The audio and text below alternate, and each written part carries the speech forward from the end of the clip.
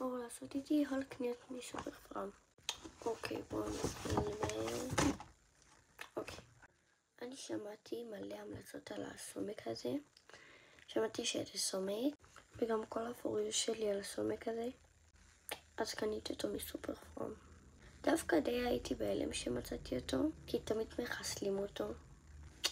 אז איך שראיתי אותו, קניתי. אוקיי, הדבר הבא, גלוס הירוק המפורסם. אוקיי, בטח כולם כבר מכירים אותו. אוקיי, זה גלוס ירוק, שנגיד אם אני שמה אותו על השפתיים, הוא משנה את הצבע שלו לפיגמנט של השפתיים.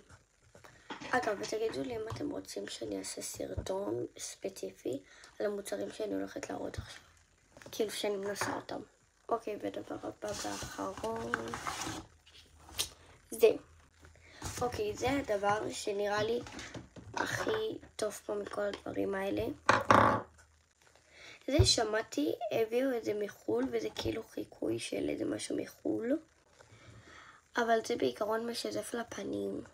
אני יכולה הרבה בזה עם קרם פנים, או לעשות את זה, אפילו לעשות נקודה פה, ולששטש, וזה יראה כאילו כזה כמו ברונזר, קונטור, מה שזה לא יהיה.